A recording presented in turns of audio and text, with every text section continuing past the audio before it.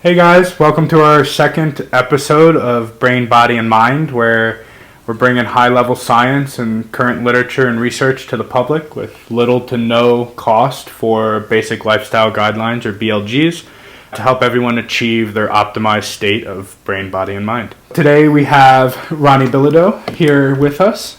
He has been an influential aspect to Axon as a whole and both of our careers, I think, as a whole, both as mentor, friend, colleague, all the above.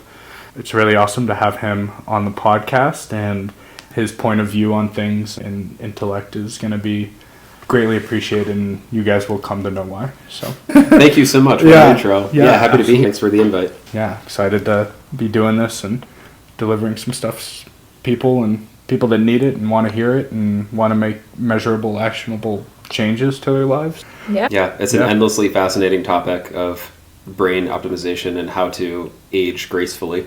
Yeah, and there's so much information out there now. There are so many things that we can all be doing.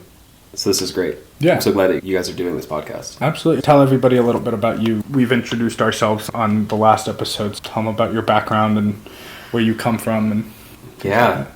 I know it's a lot. Where to even begin? I've worked in the neurology space for quite some time. I think it was about 2018. I got a job initially on the marketing side of things for a brain injury clinic and just fell in love with it. I've always been so interested in the neuroscience piece, just casually studying it and being able to actually work with the patients through the lens of meditation and breath work. That was my kind of introduction to actually working with patients, having my own experiences there through healing and just diving into the meditation path. I was able to bring that to brain injury patients and helping people with concussion and stroke actually have a better relationship with their mind and understand that they are not their thoughts. And especially when somebody has some damage to the frontal lobe, getting to know these people and how their internal dialogue was running so quickly, it was really eye-opening for me and created a whole subset of passion about meditation in the neurospace, along with the neurotherapies that were happening. It was all just so interesting to me. So I just took the deep dive and I worked at that clinic for quite a while, and then have been working in the psychedelic world, helping people who cannot afford psychedelic therapy get access to it, because it's mostly a cash pay if you're looking above board with the legal medicines that are out there. Again, very interested in the brain and mind connection, and working with y'all has been so fun because it's just neat to be tapped into what you are doing with your patients on the neuro side, on the functional medicine side, and really such a range of people that you serve at your facility. I love the meditation piece and helping people through the lens of these mostly yogic practices that have stood the test of time and are now being corroborated by modern neuroscience studies that all these different huge facilities are running. It's just neat to have the quantitative kind of measures and backing for what people have known for thousands of years. It's just a nice kind of ancient future thing that's happening right now.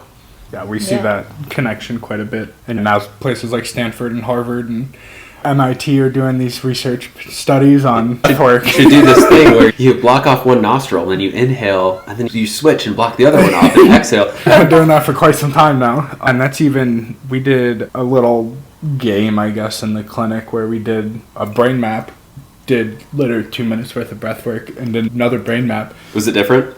Drastic changes. Wow. Like high beta turning down, alpha turning up, and like being able to have this more... It was literally 3 breaths. And the alpha being that kind of calm, focused, but relaxed state, which is pretty desirable. I think that's not to have a goal. Every brainwave state has its purpose throughout our day, but alpha, if we can find ourselves in alpha more often than not. Most people rarely find themselves in a focused, calm state, I think, throughout their day, or even in a flow state. I think that's very rarely found. Our culture and just being bombarded by advertisements. If you go for a drive somewhere, if you turn on the TV, it's like feeding on high beta, just like that, which is actually probably pretty close to the tempo. Yeah, it actually is. Scrolling on Instagram, being worried about things that you had no business being worried about. Watching the news. At 6 a.m. Yeah, and laying in bed when you first wake up. So it's neat to just help people understand that the brain doesn't just have this static, okay, it's on now. There are very different levels of operation and different times of the day, and it's all If we can kind of decondition and get to that natural rhythm, it's perfect. You wake up and you don't want to jump straight into your day. It's a gradual going from like the delta, theta, alpha, and then beta. Yeah, and you all do neurofeedback at your clinic. That's exactly what it's targeting, helping those patients to obviously optimize brain waves and have a more pleasant experience in general, because that's going to help not only just their emotions and their feelings and subjectively how they're feeling, but also just their healing in general. You can't heal if you're in high beta all the time. Measuring it too, right, is a big part of that. Knowing where we stand, what gets measured gets managed. I like that. That's not me. That's That it. sounded good. Yeah, but it's certainly not my idea. It is really interesting being able to see modern neuroscience techniques meld in with traditional Eastern medicine, being able to relate back to that mind, body, spirit, and how all of these things are in unison one thing, but you can have applications into each one in separate bins to have effects into other ones, which is quite interesting. Even I think about what y'all do at Axon, brain, body, mind. Those aren't separate things. It's very much through a Venn diagram where it's almost 3 concentric circles, like 3 circles on top of each other. The overlap is profound to realize that. Show me where the brain and the body separate. Show us where the mind isn't. Where does the stop and the mind begins? Show me where the mind is, just because it ain't up here. That could be a whole episode. Yeah, there's no weatherman in the TV, so to think that your mind's up in your brain is not too far off from that thought. So it's definitely more of a receptor, if anything. But I guess even in current stuff, there's, even as novel as a thought that you think you might have, it's pretty rare that somebody hasn't already thought of that. There's a guy, Rupert Sheldrake, if you've ever heard of him. He's a pretty well-known, I forget what his initial field of study was, but he introduced the idea of the morphogenetic field, the morphic field. So there is actually this kind of unseen, connected space that all of human minds have access to. And when you have an idea, it's likely because the idea is there and you're pulling it, and other people can pull it at the same time too. His theory addresses how birds can fly in unison together, and it's not that the leader is moving and then they're following, it's instant, and it's because they're tuned into this field of collective experience. It also goes into the 100th monkey phenomenon. If you have 99 monkeys on an isolated island who learn how to use a tool to crack a nut a specific way, by the time the 100th monkey learns it, a completely disconnected island of monkeys of the same species will just wake up and know how to do that. And so it's a fascinating field of study for anybody listening. It's quite controversial, especially in the more rigorous mainstream scientific academia. They don't love Rupert Sheldrake. And we'll put that up for them to look into. It's at the least very fascinating in attempts to explain some unexplainable phenomena. But even then, it's just so wild to me that that happens. Like, there's no way that you can't say that it's fully collected inside of you, especially with things like that. But the bottom line is we're way more connected to each other than we thought. Yeah. Or than material science as these isolated, separated beings would make us think. Yeah. Which makes sense, because also how are they going to tangibly have the data for that? I feel like it evades measurement. Exactly. There's no way to measure it, so that's why it's never going to be proven, because there's no way to do it. Exactly. And that's where we're at right now in our evolution as a human species. We may be hitting the limit of what can be defined through measurement and replication, like the scientific method still will very much need to continue to be used. But I think we need to also open up to, okay, let's put some value on the subjective experience again.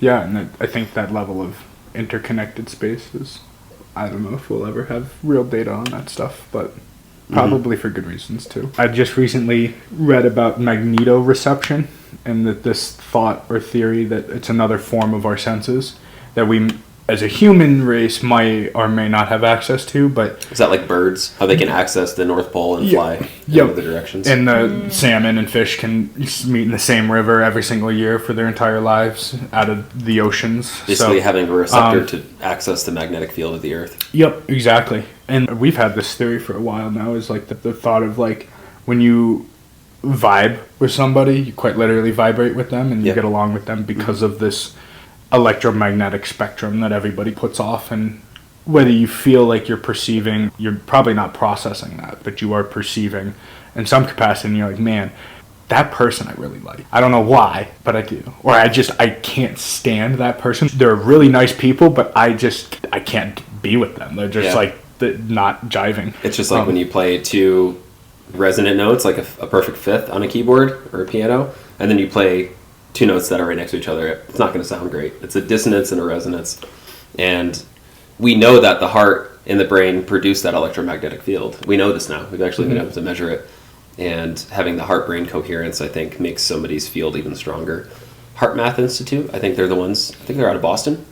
I could be wrong about that. They're studying that exact thing about heart and brain coherence and how that will attract and repel certain people based on their own frequency.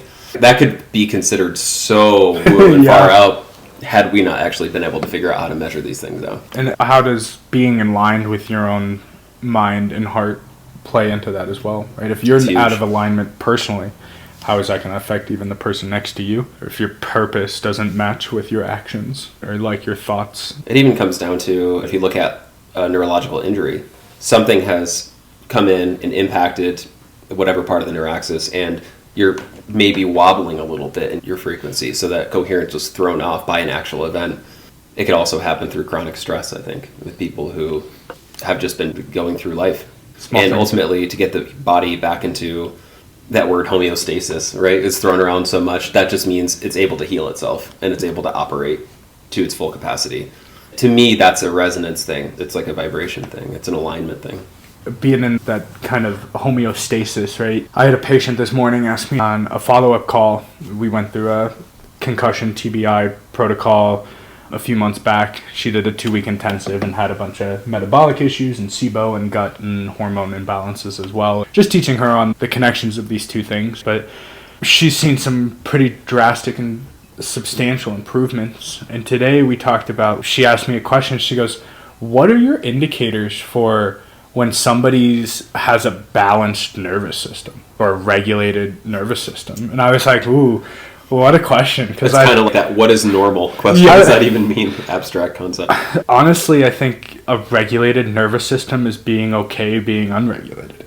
Like how resiliency came to mind, and being able to snap back to whatever the default mode is. My exact answer was, I think it's more so how efficiently and quickly you can return back to a regulated state. Not limiting how often you're dysregulated, but how can you come back to baseline? Because normal isn't being regulated all the time. It means you're not living a human life. And what's regulated to one person living in the heart of New York City in Manhattan versus in the middle of Oklahoma, two totally different regulated. It's a good question that she asked you. It's also just a really interesting, thought-provoking conversation. It's like, yeah, sure, resting heart rate variability, but we run around the clinic all day long. We have 100 people asking us questions. We're dealing with these patients in our mind currently that are in the clinic, emails from other patients that are not in the clinic but are on our minds.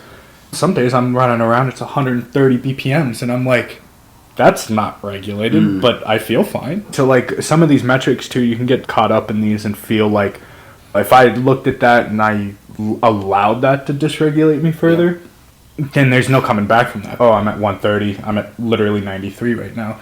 I probably shouldn't be. We're sitting here talking, chatting, but I get excited about these things. It could even just be an interesting invitation for her. Like, you asked your journal about that question. For you specifically, what would I don't know the word that she used. Did she say perfectly regulated or nervous system? What are your criteria for regulation? What is it to you? Because it's going to be different person to person. What does it feel like? What does your body feel like? What are your thoughts in that state?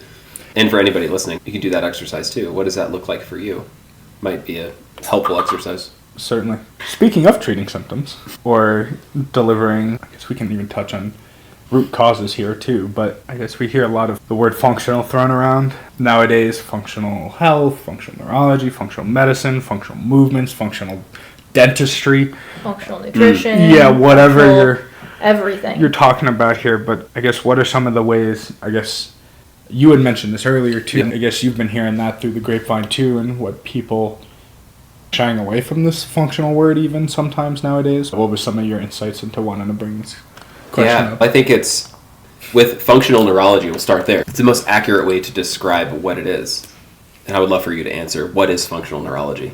If you were to explain it to somebody, if they had a concussion, brain injury or not, just to a layman, what is functional neurology? Maybe they've heard of a neurologist as a doctor who specifies in brain function. That's their field of study. So then functional neurology, who provides that type of care? Who would they go to get functional neurology? And just really, what is it? I guess in a traditional sense, and I guess we'll use neurology for the subspecialty here, but a neurologist specializes in the nervous system and how these connections and interactions play a part. When they see you as a patient, they're seeing you much more in, do you have a disease or not? Are you within normal limits or not? And their normal limits are disease limits, right? These are, if your pupil doesn't respond on one side, that's anisocoria, that's an issue in the brainstem, in the midbrain, kind of cranial nerve 3. But as a functional neurologist, I'm looking at the function and the quality of the performance, not just yes or no. Not just if the pupil contracts, but how does that pupil contract? What's the speed as what it does? What's the magnitude of contraction? How quickly can it fatigue? These tell us things on nervous system health, possible brain inflammation, metabolic insufficiencies, which then might correlate into gut issues and malabsorption and poor brain fueling as a whole. So we get more into functional aspects of these things of, sure, maybe this part or this cranial nerve or this nerve itself isn't functioning as well as it could, and it's not in a disease state yet, so there's not much a neurologist is going to do for you. How are we going to optimize this? We have a lot of patients come in and they're like, oh, I get dizzy when I stand up, and I'm super sensitive to temperatures, and I'm super anxious and I can't sleep. So if you heard of dysautonomia, right? And they're like, yeah, I've been tested for that. And it's like they did a tilt table test and they did some blood pressures, but did they take into account other factors like pupillary control, even that, or fluctuations? Not just absolute numbers. If you took resting blood pressure, then you stand up and you take that blood pressure after 5 minutes have elapsed, you didn't really measure what happened in between those 5 minutes. So somebody's blood pressure could have been all over the place. And measuring heart rate might be a better option for that in the direct setting, but I guess in short, functional neurology compared to traditional neurology is we're looking at more so how to optimize the nervous system. What are the best ways for us to find these pathways for better regulation or better performance, not just if you're in a disease state or not?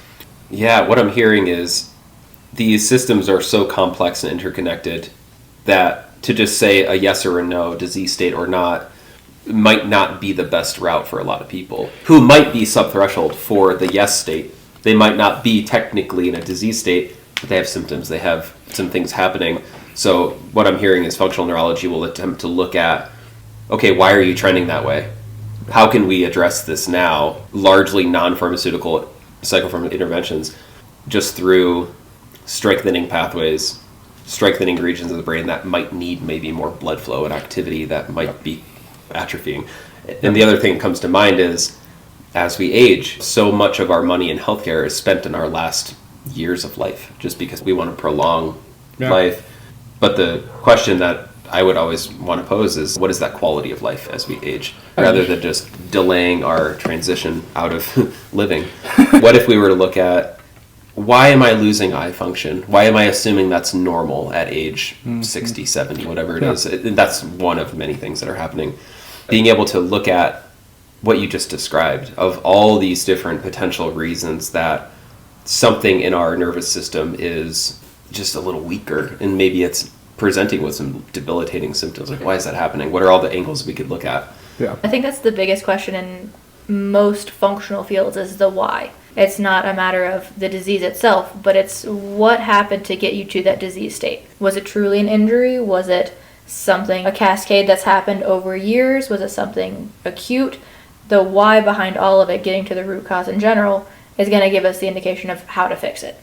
And at the end of the day, I think that's the biggest portion of what we're doing is uncovering that why, so we can fix it accordingly. Yeah. Because for a lot of people don't know the why.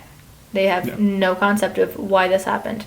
It could be something easy to figure out that it was an injury directly. You just have to go upstream and figure out the cause, so you can actually uncover the symptoms as compared to just putting a Band-Aid on them and just hoping for the best, which I think is the biggest difference between the traditional medicine realms and what we're doing is that we aren't so much, oh, we see this symptom, this is what we do for that symptom. Okay, you have this symptom, but you also have these are the things that you don't think are related, but as a matter of fact, these all are related because, again, it's all connected in the system in general. Nothing is independent in the body. And so with that, you're having all of these issues, these headaches, for example. Actually, your digestive issues have been something that have been going on since childhood, and you've had all of these other things that are underlying as well that predispose you to already have these issues. And trying to uncover each of those and affect each of those is going to be the best way to not only target those symptoms, but longevity in general. If you're just doing something to treat that one symptom, are you actually going to have a better quality of life if all these other things are still issues? Yeah, exactly. And that you're describing functional medicine now, right? Yeah. In addition to the neurology, that's a lot. That's, I know that's something at the clinic that you really handle a lot of, looking at this complex puzzle of somebody's body, brain, mind, their system, and figure out what's going on, what are these factors contributing to their, what could be a disease state or not. Whatever they're experiencing usually sucks, so they're coming to help. Do you have any examples of people you've worked with recently who, as you went a layer deeper, you found, oh, this is actually because of XYZ, even though it's presenting in this system, it's actually the kidneys or something like that? Yeah, absolutely. The most recent one that I can think of is post-concussion patients that are seeing a stagnation in progression, just in general, just can't get better. And it's always so targeted to the concussion itself. It's the injury itself, but not taking into account the cascade that it has on the rest of the body. So we've seen that a lot recently with like blood sugar regulation, chronic inflammation, all these other issues in the rest of the body that have been caused by the concussion. Even though the concussion was years ago, the rest of those symptoms lingered because a lot of your hormone production is starting in the brain. Your pituitary gland, all of that starting up here, and then relaying down to the body. As soon as this gets dysregulated, the rest of the body's going to follow. And so with that cascade start from up there, now we're having to work from down back up to re-regulate all the way. That, and then you also have to go down from the bottom, because once this has gotten used to being dysregulated, it's going to hold on to that, and then it just turns into a self-perpetuating loop at that point. Fascinating. We see that a lot with other areas, just with hormones in general. So hormones are a big one. Okay. I feel and like not just sex hormones plus others. And all of that follows with cortisol levels, with sleep issues, with... because when, I think, myself included, when I hear hormones, I think testosterone, estrogen. Right. You think like the main ones. Yeah. Those are very important, obviously, and can be affected. There's a lot more, too. But there's more to it. If you have any kind of issues with your sex hormones in general, and those are dysregulated, it's typically not just those. Yeah. It's not just that you have high estrogen. It's that you also have cortisol issues, and you also have blood sugar dysregulation, which means you also have issues sleeping, which is going to self-perpetuate it. And then you could get into having mast cell activation syndrome or histamine issues, and all of them just continue the loop that they all feed into each other and keep each one going. Unless you can uncover that, okay, this actually wasn't the starting point. You have to go one step further and address the blood sugar first, and then address the cortisol, and just backtrack it so far back to where, I mean, at the basis of all of it, it really ends up being nervous system regulation as a broad term. Wow. And so starting from square one with any of those symptoms, you're going to have to work on getting the body out of fight or flight and making sure sleep is crucial, and then starting from those building blocks. Before you can get to the sex hormones, which I feel like are at the top of the hierarchy, you have to drop down to the more basic ones. Things like top of the pyramid of your sex I was thinking it'd be hormones super interesting to and hear androgens. that kind of your process as you go through this. It kind of dives down into more of a thyroid hormone and melatonin, and then even deeper than that. And describe what the thyroid does, just in broad, basic terms. Operates metabolism. Yeah. Less energy production within the body, and a puppeteer, if you will. Think of them as like the general contractors moving all the laborers around like a job site or something like that kind of deal. Yes. Not CEO, not the boss of the company, but he's like the ground floor guy that's, you go over here, okay, come back over this way, you go this way, we're waiting on these supplies, okay, over there. But yeah, you go down even a little bit and you get DHEA, some of these like master hormones, and then at the base, cortisol and insulin. And those are your two most primal hormones. And if those are off, they set off the rest above them. You can't expect north of the pyramid to be okay. And cortisol being that loosely like stress hormone, right? Sure, yeah. Stress hormone. Alertness. Yeah. Okay. I feel like it gets a negative connotation because everyone just assumes that you're supposed to have low cortisol. You're You're supposed People are to have chronically it. stressed, so they hear cortisol. Yeah, exactly. Yeah, Yeah. like this You need adrenal cortisol. You fatigue. need it. Yeah. You need to wake up in the morning. We need to run from a bear. Exactly. But you need to also be able to bring it back down. Yep. That flexibility, Exactly. which is crucial for basically all the systems. It comes back to the regulation, right? What's fight or flight, or too much of this or too much of that. What comes to mind, and again, we can do probably a whole episode or 3 about the autonomic nervous system and just looking at the sympathetic and parasympathetics. What the visual I get is if you look at maybe pre-modern humans, and this could be total nonsense, but it seems right. You're in a parasympathetic state, picking food, whatever. This is like well before technology and civilization. And then there's a threat, bing, switch into sympathetic, and you're basically escape from danger, whatever you have to do. And then it almost drops right back off. It's the sharp kind of transition from sympathetic back to parasympathetic. It seems like now, with constant emails coming at us, we have text messages that we're expected to respond to instantly, advertising bombardments. It seems like it's not a distinct on or off. It's just gradual and wishy-washy to where we're stuck in that sympathetic state without really realizing it because we've adapted to that as normal. We think that's normal. Having this minor, oh man, I have so many things I'm tracking right now. I feel so stressed. That's become the default as opposed to just a temporary thing we jump into and then jump out of. Then you have a head injury or you have something happen that might tip the scales that were already like really close to the edge. Or you start developing a metabolic issue and So glucose dysreg. And So what to do in those situations? What are some, when you look at cortisol, it's just maybe like steady in your system instead of what do you do in those situations? we talked about food last time and like how eating is a big input into the nervous system, and people don't really sit down to eat anymore. Oh, They're interesting. usually eating on the go. Not what Or you're eating, but distracted how you're eating. eating. Oh, Yep. fascinating. That's your main. If you have a hard time getting into parasympathetics, are resting and digesting. Why would you not use food and eating as your avenue into that if you have trouble getting into that? So make that Yeah. agreement with yourself. That's all I'm doing. Put the Yep. food down. or Maybe put there's the something phone relaxing. down. There's music happening, conversation, that Yeah. kind of thing. But you're not answering emails. You're not scrolling on your phone. You're You're not not driving to distracted work. while you're doing That it. seems like a simple and accessible thing for Yeah. people to Eat do. with friends, eat with family. Some of your best meals aren't the food you ate, but the people you had it with. Exactly. I don't know that I've heard that described that much. I think it's been mentioned, but it's mostly the focus on what you're eating, which of course is very important. There's some foods you want to avoid for sure, especially in the inflammation space if you're dealing with that. Absolutely. But that piece about what is the quality of your meal atmosphere? Environment, yeah. And it could be different for different people. Some people might actually enjoy having different taste in music, so they have different music on. And that's an interesting piece to just look at in your own life. Am I taking time? Am I taking 20 minutes to actually sit down and eat? Or is it just standing and eating on my kitchen counter? And I've certainly never done that. Hand in hand with that too, like you're gonna make better meal choices too if you're actually with your food while you're eating. You're not gonna eat 12 chicken tenders in one sitting. You're gonna have just a few and then stop because you're satisfied so much sooner rather than just shoveling it in while you're distracted. Yeah. Which is gonna add into the actual quality of food aspect as well. Dr. Gordon touches on that quite a bit. Enjoy your donut. Let's not start by restricting you. Yeah. Let's just start by enjoying the things you like. If you Yeah. like eating your donuts, enjoy your donut. Fully enjoy it. Practice all the multiple senses, what it feels like, what it tastes like, what it sounds like, how it smells. Run through these things and be with your donut.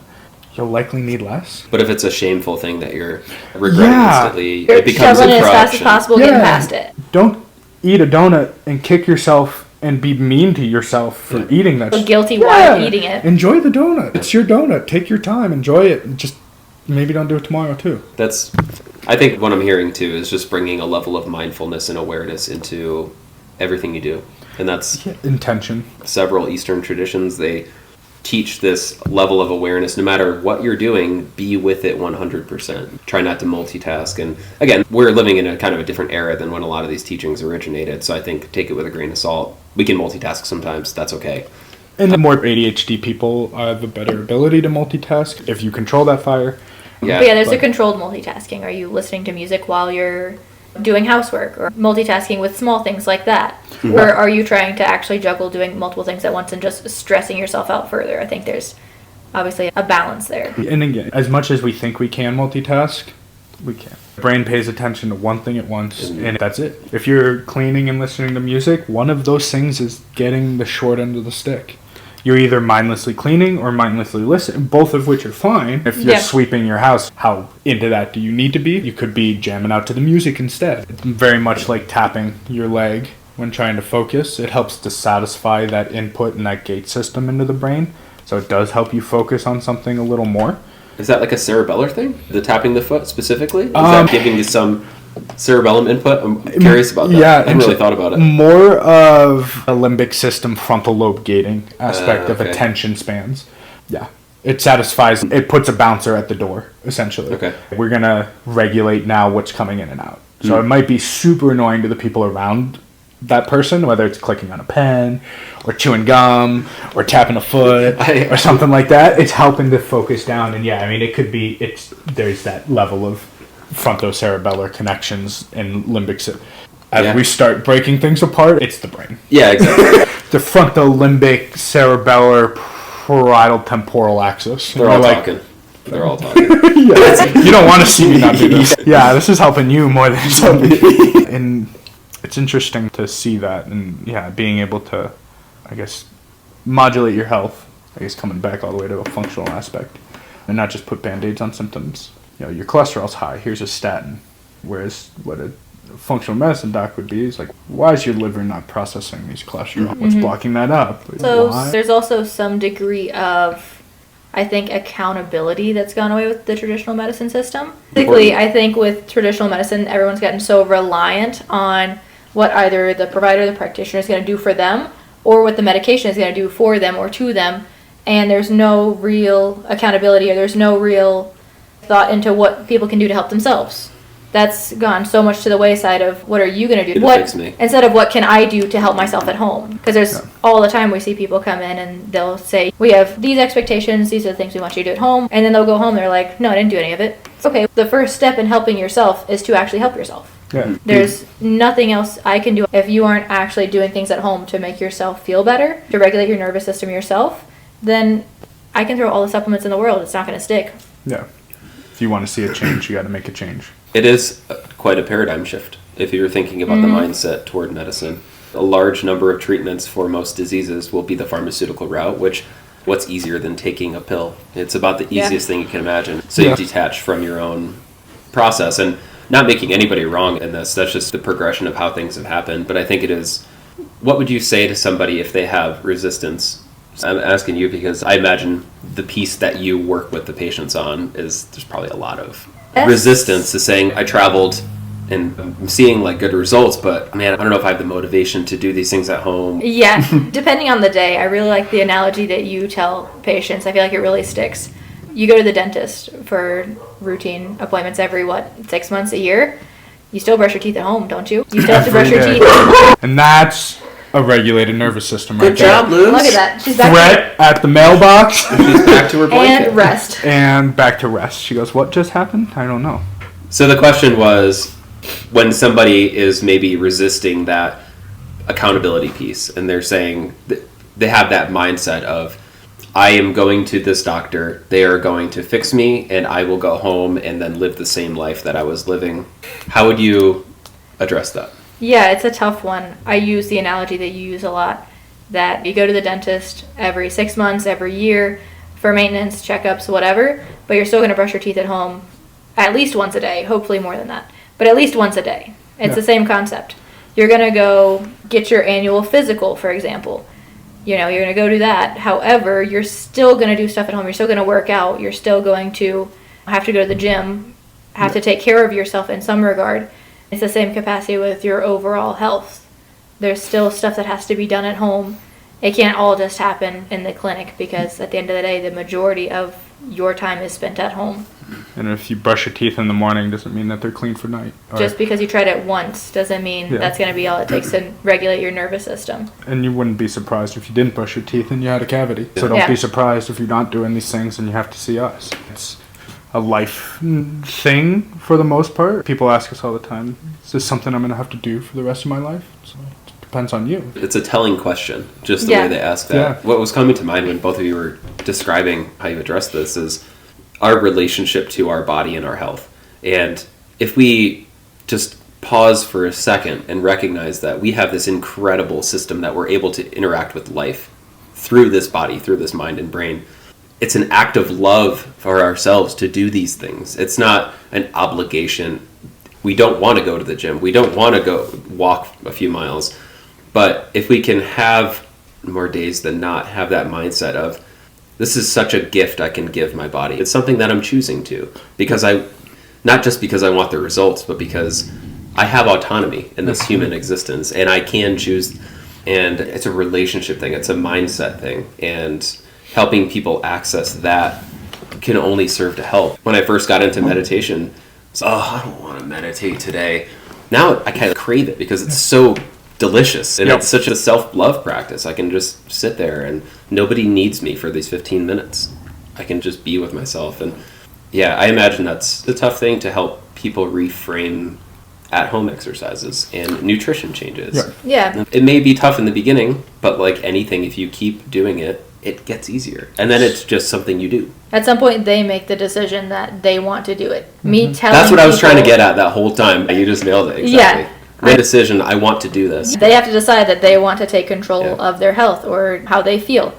It's not going to be me dragging them across the finish line. It's What a going to be beautiful them moment. deciding. And that's when we see, honestly, the biggest changes. Is when people take charge of it and they're like, you know what, I'm actually tired of feeling this way. I'm going to start doing steps that feel good. If I work out every morning, I feel really good the rest of the day. So why don't I work out every morning? It's a proud teacher moment, for sure. Yeah, when I that imagine happens. so. Yeah. At the end of the day, we're teachers and guides. We don't do the work for you. I also tell patients we can lead you to the water, but if I make you drink the water, it's called waterboarding. It's not that fun, at least for you.